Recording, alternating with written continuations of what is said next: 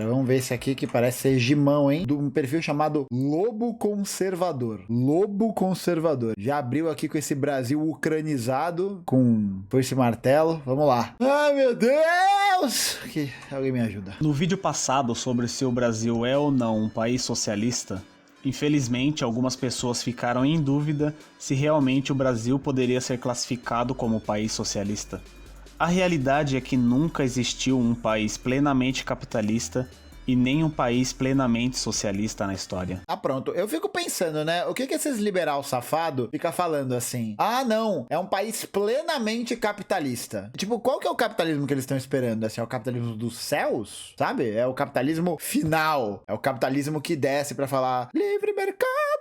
Não, porra. E fora isso, né? Já existe, né? A galera tem essa visão de capitalismo, né? Como um negócio super idealizado, né? Ah, não. Quando não tem uma economia de verdadeiro livre mercado, não é de capitalista de verdade, né? A gente tem, né? Sistemas capitalistas ao redor do mundo. O globo tem essa dominação desde o século XIX, tá? É que a galera acha que ter ou não Estado, geralmente é esse argumento. Vamos ver. O cara vai nessa linha, né? Enfim. O que nós tivemos foram países socialistas que não conseguiram extinguir totalmente a desigualdade entre as pessoas e países capitalistas com o intervencionismo, mesmo que seja mínimo, do Estado na economia. É o mesmo papo de sempre, cara. Eu já falei, gente, eu não sou a mãe de Ná, velho. Eu não sou a mãe de Ná. Eu acertei mais uma. Sabe por quê? Porque é muito fácil, velho. Porra, o nome do perfil do cara é Lobo Conservador. Vai tomar no cu, velho, sabe? E é isso. Primeiro, o socialismo não é sobre desigualdade, mas não vou me alongar nisso. É aquele negócio, a galera acha que o capitalismo teria sido possível sem o Estado. Só que, pra garantia dos empreendimentos de que as burguesias tinham interesse lá do século XVI, elas precisavam do aparato jurídico do Estado para garantir legitimidade para manutenção da sua propriedade, basicamente um conjunto de leis e mecanismos jurídicos que garantisse isso, e você precisa de uma força de repressão permanente, o monopólio da violência, para que essa violência sendo monopolizada pelo Estado e esse Estado atendendo a esses interesses da burguesia, possa criar o sistema e garantir o seu funcionamento. Sem Estado, não existiria capitalismo. Não existiria capitalismo, não existiria empresa capitalista. Todos os momentos em que existe um investimento em algo incerto, como foi a internet, como foi o petróleo, como foi o computador e o caralho a quatro, quem faz esses investimentos é o Estado, tá? Porque a iniciativa privada não quer perder seus lucros para uma iniciativa que pode não dar certo, tá ligado? Então é isso, não, essa história de que, um país plenamente capitalista é aquele que não tem Estado. Isso é mentira. É mentira. O capitalismo não teria sido possível sem o Estado. É isso, ele não teria sido possível. Esse debate aí de mais e menos Estado é um debate falso. É um debate mentiroso e falso. Ou seja, em nenhum lugar do mundo houve um capitalismo ou um socialismo em sua forma mais pura. E infelizmente, o Brasil, com todo esse intervencionismo estatal, quebra da iniciativa privada e esse monte de programas sociais inúteis. Programa social inútil. Programa social inútil. É o mesmo papo, né? Um ANCAP, um lobo conservador, ele tá aqui, ó, de se filiar a qualquer organização fascista. O cara fala disso, programa social inútil. Deixa o pobre morrer de fome. Foda-se, né? Eu não sou pobre. Você quer o pobre vai morrer de fome? Dê emprego, dê oportunidade. Mas ele precisa do alimento amanhã. Oportunidade. É isso aí, né? O que fazer? Se aproxima mais de um governo socialista. Nossa senhora, velho. Jesus Cristo. Pois bem, o vídeo de hoje será praticamente a continuação do vídeo anterior. Vocês já devem conhecer o meu ponto de vista sobre esses dois sistemas político-econômicos, né? Porém, hoje eu vou tentar ser o mais imparcial possível. Toda vez que um conservador, um capitalista se diz, vocês já sabem o meu ponto, mas eu vou ser imparcial. Parabéns aí. Parabéns pelo desvio cognitivo, parabéns. É o lobo imparcial. É o lobo imparcial. Neutro, né? É isso, é a teoria do anzol. Aqui, ó, eu vou ser neutro aqui, ó. Puf. A da extrema-direita caiu pro centro? Que loucura, cara. Que loucura. Nossa senhora, pelo amor de Deus. Parabéns, exatamente. Parabéns, aí é o mito do discurso, o mito da análise política. Até mesmo para que vocês tirem suas conclusões por vocês mesmos. Fechou? Hoje eu vou falar sobre as diferenças entre o capitalismo e o socialismo. num vídeo que tem mais 4 minutos e meio. 4 minutos e meio, ou seja, eu vou considerar 2,15 para um, 2,15 para o outro. Ele vai meter as diferenças entre os dois sistemas. Vai ser bom, viu? Já tô adiantando aí que vai ser, ó, uma bosta. Sem favorecer um e sem desmerecer o outro. Ah, então, bora. tá. Encontrar diferenças entre o capitalismo e o socialismo não é lá uma tarefa muito difícil, já que estes são sistemas completamente opostos em suas essências. Em suas essências. Ouviu, gente? O capitalismo e o socialismo, eles têm essências. Você pode comprar uma essência de capitalismo e socialismo e colocar no teu umidificador de ar que solta cheirinho quando você fica com rinite. Sabe? É a essência de narguile. Você vai comprar um pendrive, um pod pra se fumar, aí tem lá a essência de menta, a de melancia e a de socialismo. Você fuma o negócio e sai uma foice e um martelo na fumaça. Você fuma uma parada, você fala, caralho, que vontade de ler Lenin. É exatamente isso, é a essência. A essência do capitalismo, você fuma e fica virgem. Essa é a essência. O que um defende, o outro defende totalmente o inverso. Agora vamos falar um pouco de história. O capitalismo... Meu Deus, um defende o inverso.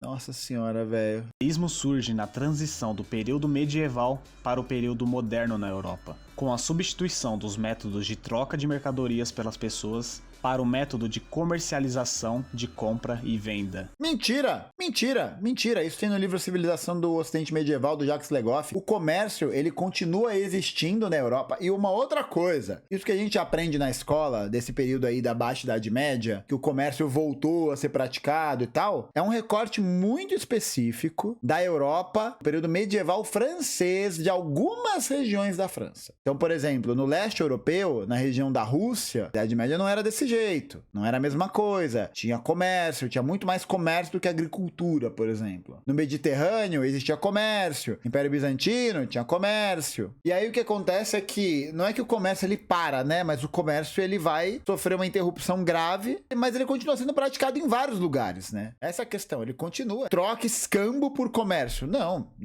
O comércio ele existe, talvez ele tenha uma diminuição, mas não deixa de existir. Porém, o capitalismo industrial, como conhecemos hoje, só teve sua ascensão após o período da Revolução Industrial, onde os processos de produção foram muito intensificados, trazendo um certo progresso econômico para os países envolvidos. Dessa forma, muitas pessoas saíram da extrema pobreza e começaram a experimentar uma melhora na qualidade de vida e muita prosperidade.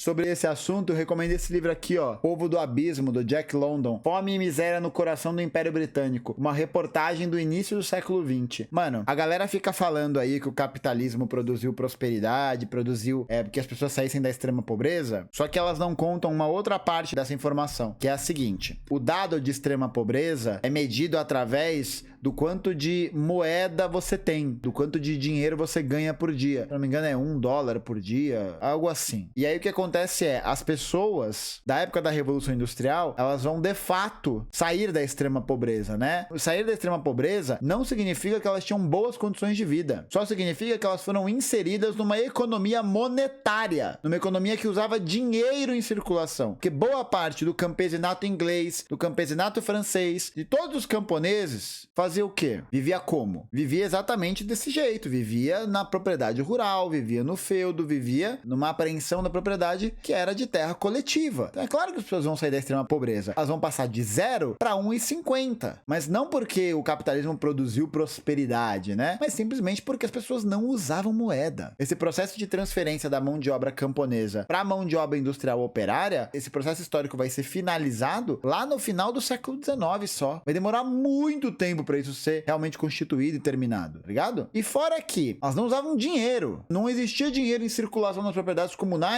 a ponto de todo mundo precisar de salário. Que o que é o salário? Ele nada mais é do que essa representação do seu trabalho que você vai ganhar intermediado pelo patrão. Então, porra, as pessoas não ganhavam salário, elas trabalhavam pela subsistência. Elas trabalhavam na terra. Claro, tinha comércio, tinha circulação de moeda, mas o grosso da população não tinha moeda em circulação para essas pessoas. Quando tinha era pouquíssima coisa, sabe? Elas não dependiam das moedas para sobreviver. Essa é a questão. Mas quando elas são expulsas do campo e são obrigadas a se mudar para a cidade, para se tornarem a mão de obra obra operária que vai alimentar o processo de trabalho na indústria, aí elas vão ter que receber salário. E aí esse salário vai ser uma merda, vai ser uma mixaria. Basicamente é isso. Fora que a melhoria da vida das pessoas, etc e tal, a prosperidade, esse cachorro do mato conservador aí tá falando, essa prosperidade ela se construiu principalmente após a Revolução Russa, porque existia movimento socialista, movimento comunista organizado que vai tentar promover essas mudanças. A social-democracia, né? O estado de bem-estar social, que a galera gosta de mamar a bola do estado de bem-estar social, só foi possível porque existia pressão de movimento sindical, socialista, comunista, blá blá blá. É a mesma coisa no século XIX. A classe trabalhadora só vai ter direito porque o movimento cartista vai entrar para poder defender esse direito, tá ligado? É só desse jeito. Não existiria essa prosperidade, não existiria esse avanço de qualidade de vida se não fossem os socialistas, se não fossem os comunistas, se não fossem as pessoas que estavam nos movimentos de trabalhadores. Não teria sido possível isso sem essas pessoas. O capitalismo vai lá e tira as pessoas da pobreza, né? Ele vai lá e tira. Ele tira, né? Igual o The Sims. Você pega o bonequinho e tira da pobreza, né? E aí o capitalismo ele fez o quê? Igual no The Sims. Colocou na piscina e tirou a escadinha da piscina. Aí o que a pessoa faz? Ai, tô nadando, que legal! Como que eu saio daqui? Mas é daquele jeito.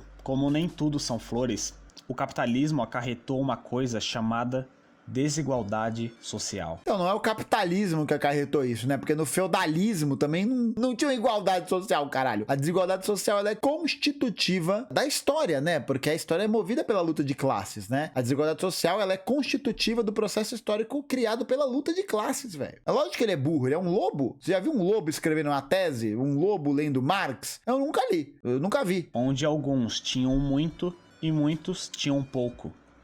Isso gerou muita discussão e revolta na sociedade. Até que um alemão, que tinha por nome Karl Marx, idealiza a ideologia do socialismo. Ele idealiza, né? O Marx estava lá suave, fumando um ópio, pá, vendo o Tamisa. Aí ele pensa, ele tá assim, né? E aí é formado um portal interdimensional do lado dele.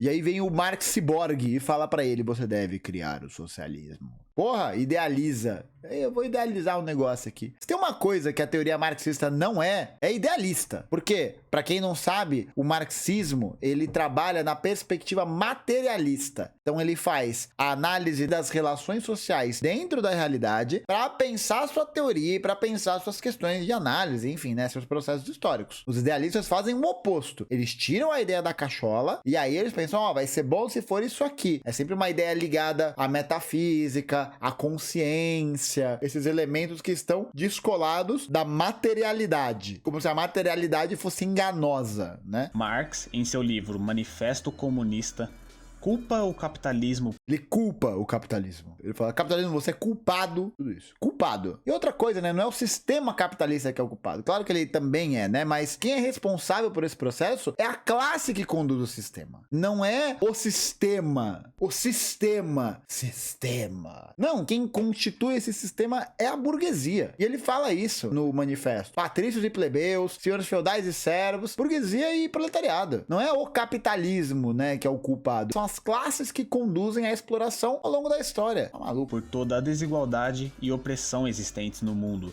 e propõe um sistema que iria dizimar a desigualdade através da luta de classes e coletivização dos meios de produção. Agora vamos para o foco do vídeo, que é citar um pouco das principais diferenças. Caralho, velho, o cara falou tipo 40 segundos do socialismo e falou mais do capitalismo. Tudo bem que ele falou merda nos dois, né? Nossa, velho, que isso, é o sistema criado para acabar com a desigualdade. Nossa, velho, pelo amor de Deus. Do capitalismo para o socialismo. Vamos começar pelos meios de produção, que no capitalismo é de propriedade privada, pertencentes a investidores. Já no socialismo, os meios de produção pertencem ao Estado. Pertencem ao Estado, que é controlado pela classe trabalhadora, tá bom? Tem que salientar isso. Não é como se no capitalismo a propriedade privada dos meios de produção não estivesse protegida juridicamente pelo Estado. Vamos dar um outro exemplo aqui. Em 1850, depois de questões diplomáticas envolvendo a Inglaterra, o parlamento brasileiro vai assinar a Lei Eusébio de Queiroz, né? Vocês todos lembram dessa lei, que é a lei que vai proibir o tráfico interatlântico de escravos, blá blá blá, blá blá blá. Todo mundo lembra disso aí da escola. Só que o que acontece é o seguinte, sabendo que agora essas pessoas não viriam mais para o Brasil, você tinha que resolver uma outra questão, que era, conforme essas pessoas fossem se tornando libertas e mais mão de obras precisava chegar no Brasil para poder fazer esse trabalho da lavoura, e aí a imigração vem para suprir essa demanda de mão de obra barata e para embranquecer a população, porque o processo migratório é um processo eugenista, é um processo ligado a uma idealização de um Brasil mais branco, porque a galera achava que o Brasil não era desenvolvido porque ele era excessivamente negro. Isso são palavras de sociólogos como Oliveira Viana, Nina Rodrigues, o médico Conde de Gobineau, essa turma boa, só a turma boa. E aí, no mesmo ano de 1850, é aprovada uma lei chamada Lei de Terras. O que era a Lei de Terras? Entre 1822 e 1850, o Brasil não tem uma legislação definida sobre a propriedade fundiária. Porque como é que funcionava antes? Lembra de capitania hereditária, né? O capitão donatário tinha ali aquela faixa de terra e ele concedia sesmarias, que eram porções de terras menores, para seus aliados, né? Basicamente, ele concedia ali um pedaço de terra para isso. E o que acontece é o seguinte, entre 1822 e 1850, não existe legislação sobre a terra no Brasil. Então, as pessoas chegavam naquela terra e elas ocupavam a terra porque não precisava de papel, não precisava de nada, né? Porque não tinha legislação. Com a Lei de Terras, a posse da terra só seria garantida através da compra dessa terra. Só que como é que você compra a terra? Você só compra se você tiver dinheiro. Quem que tinha dinheiro em 1850 no Brasil? Latifundiário. Acabou. O Estado criou uma lei que garantia, por uma questão material, a posse da terra. E aí vai vir os ANCAP, né? Falar de pacto de não agressão, não sei o quê. Aí vai falar, então, esses latifundiários foram beneficiados pela lei das terras. Porque aí o camponês que morava naquela terra há 1000 anos, tava lá uma cota, não tinha o papel da propriedade. Ele não tinha um papel escrito, ó, é teu. Não tinha. Então é assim que funciona, né? O Estado, ele garante a propriedade privada dos meios de produção para a burguesia. Através de leis, através de jurisdição, através de um sistema jurídico que funciona só para a burguesia, que dá vantagens para grileiro, que arquiva processo de assassinato de liderança de terra. Tudo isso, velho. Tudo isso. O Estado tem dedo nisso. Isso que é fundamental a gente lembrar. Não existiria capitalismo se não existisse Estado. Partindo para a questão da desigualdade social, onde os defensores do capitalismo aceitam ela como natural e até mesmo desejável. No entanto, no socialismo, ela é reduzida até desaparecer. Então, vamos lá, né? Vamos lá. É a desigualdade material, porque o próprio Marx vai falar isso, né? Que os indivíduos, que os sujeitos, eles têm peculiaridades, eles têm singularidades, né? Ninguém no socialismo quer que todo mundo seja igual. Todo mundo tenha o mesmo corte de cabelo, a mesma roupa, a mesma calça, a mesma meia, o caralho a quatro. O que o socialismo defende é que as pessoas tenham dignidade para poder viver suas vidas sem precisar vender sua força de trabalho. Entendeu? Basicamente é isso. Tipo, claro que a desigualdade entre nós, pelas nossas particularidades e características, ela é natural, né? Porque a gente nasce em famílias, em ambientes, em lugares, em blá blá blá. Tudo diferente uma coisa da outra. Agora, o que acontece é, nós vivemos em uma sociedade em que existe uma desigualdade material que é produzida a partir de um processo de exploração de uma classe sobre a outra. Sinteticamente, existiriam plenas condições para que todo mundo tivesse uma vida ok, tivesse uma vida decente. Mas é uma opção não fazer isso. É uma opção. Isso que é importante a gente lembrar. É uma questão de projeto, é uma questão de escolha. Não é porque não deu certo, tá errado. Não. O capitalismo, ele dá certo. Ele dá certo para a burguesia. No capitalismo, há o individualismo, para que o indivíduo tenha o livre arbítrio de fazer suas próprias escolhas. No socialismo, ao coletivismo. Nossa, que bosta, velho. Meu Deus do céu. É isso, né? Todo mundo no socialismo é controlado por um grande garoto jogando videogame. Livre-arbítrio, é. Todo mundo tem livre-arbítrio. Ó, vocês aí, que estão aí em julho e tal, uma galera aí da escola, pô, vão pros Estados Unidos, vão pra França, né? Vocês não têm um livre-arbítrio? Vai, vocês podem fazer o que vocês quiserem, não podem? Vocês não podem, né? Porque vocês não têm dinheiro. Não tem dinheiro. Fuder, eu não tenho dinheiro, não pode ir pra nenhum lugar. E o cara tá valorizando o individualismo, né? Tá valorizando um modo de sociedade que o sujeito sozinho vive de boa. Isso é mentira. Eu tenho livre-arbítrio de ser pobre, calvo. Tá maluco, velho. Onde o indivíduo é coagido a obedecer às decisões do grupo.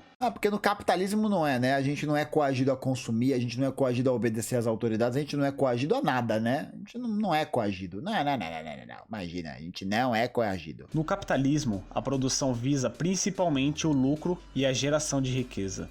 No socialismo, a produção visa somente a satisfação das necessidades básicas da sociedade, com a garantia de que todos tenham pelo menos o mínimo para sobreviver. Porra, isso não é maravilhoso? Não é maravilhoso? É o lucro da burguesia, exatamente, é o lucro da burguesia. Porra, como se todo mundo conseguisse igualmente acessar a riqueza que é produzida no sistema capitalista. Nossa senhora, velho. Fica passando ad na roxinha, na vermelhinha, e a gente não é coagido a nada, não. Não. Pra você ter um e-mail do Gmail, uma conta Google, qualquer porra, você tem que aceitar o termo, senão você não tem. Foda-se, você não tem. É bem legal. A gente não é coagido a nada, não. O mercado determina as prioridades econômicas e produtivas no capitalismo. No socialismo, é o mercado. O Estado planeja toda a economia e dita as regras do mercado, bem como o que deve ser produzido e os preços.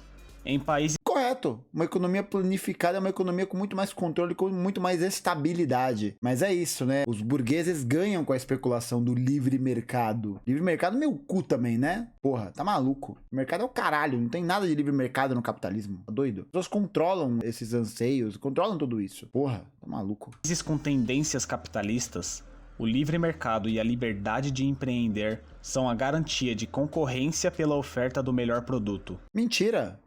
É para isso que se formam monopólios, é para isso que se formam oligopólios. O que a gente vê hoje, por exemplo, são várias empresas que ofertam serviço de telefonia, né, de internet, por exemplo, e é uma bosta. Uma bosta. Quem aqui nunca passou um perrengue por causa de uma operadora de telefone? Tudo privado. Uma bosta. Mas a gente tem outra escolha? Não tem? Não tem. Porque não tem Telesp, porque não tem Telebrás. Elas não existem mais. Já em países socialistas, o Estado detém um monopólio no fornecimento de determinado serviço ou bem. A liberdade religiosa é assegurada no capitalismo. É bem assegurada, assim. Bem assegurada. A gente vê os terreiros que são destruídos aí nas comunidades. A gente vê a islamofobia. Bem assegurado mesmo. Já no socialismo, historicamente, os seguidores de doutrinas religiosas são perseguidos. Historicamente, no socialismo. Todos os países. Isso vale para todos os países. São apenas algumas das diversas diferenças que existem entre o socialismo e o capitalismo. Que merda! Essas são algumas das muitas diferenças. Então o vídeo é incompleto. É isso. Legal. Eu tentei ser o mais imparcial possível. Pelo amor e aí, de Deus. pra você, Nossa. qual dos dois é o sistema mais eficiente? O sistema que precisou de ditaduras para ser implementado ou aquele que funcionou perfeitamente através de regimes democráticos? Então eu acho que o primeiro, porque, vamos lá, né, o capitalismo, ele é uma ditadura. As pessoas acham que no capitalismo, né, nos países ocidentais, né, nos Estados Unidos, na Inglaterra, na França e tal, a gente viva em democracias plenas. E isso é falso, né, isso é falso porque a gente pode olhar, por exemplo, que essa democracia plena, pra galera que mora no Leblon, é uma democracia plena, diferente pra galera que foi morta no Complexo do Alemão, no Rio de Janeiro. A gente vive uma ditadura da burguesia. E aí nessa ditadura da burguesia, a gente não pode falar contra esse modo de Estado que nos oprime. Senão a polícia mata a gente, senão a gente é perseguido, senão a gente é gongado pela rede social. Isso é liberdade, isso é democracia. Achar que poder votar é considerado democrático, é claro que numa república democrática, liberal, é muito melhor do que a gente viver num regime fechado. Isso é óbvio. Mas não significa que esse sistema que a gente está inserido não seja uma ditadura da burguesia. Porque é uma minoria da população brasileira que, com seus políticos de estimação, com seus lobistas, com seus acionistas, controla toda a atividade humana no Brasil, nos Estados Unidos, na Inglaterra, na França, em todos esses lugares. Todos esses lugares. A diferença é que os socialistas, sim, defendem a ditadura do proletariado, mas porque a gente entende também que não é possível implementar um Estado proletário sem que haja uma ditadura do proletariado. Porque a contra-revolução seria muito forte, a burguesia não ia querer perder seu poder. Então é necessário, como meio histórico, garantir essa aplicação através de um processo ditatorial. E qual que é a diferença, né, da ditadura da burguesia e do proletariado? As duas são ditaduras. Não, a ditadura do proletariado é uma ditadura que visa implementar um Estado proletário em que a maioria da população seria atendida ao invés da minoria. É só a gente ver no Brasil, né, hoje em dia, o Estado, ele garante a vida de todas as pessoas? Não, ele tá cagando para as outras pessoas. Ele tá pouco se fudendo. Porque quem tá ganhando dinheiro? Os lobistas, os gerentes, que são os políticos desses lobistas. Porra, essa galera que tá conseguindo garantir a sua vida. É uma maioria que trabalha em prol de uma minoria. Esse Estado mata a maioria. Essa é a ditadura da burguesia. Sistema democrático, Fala aí das colônias, fala aí do Congo belga, da África do Sul do apartheid, da Índia, da Palestina. Vamos falar disso, né? Da Argélia, de Gana, do Zimbábue, da América Latina. Vamos falar disso. Democracias. Aquele que entende que a desigualdade é uma característica da natureza humana, ou aquele que imagina uma sociedade igualitária através do coletivismo. Seja como for, em outro vídeo eu volto e te mostro como e por que o capitalismo é um sistema melhor do que o comunismo e o socialismo. Isso porque ele foi imparcial nesse vídeo, hein?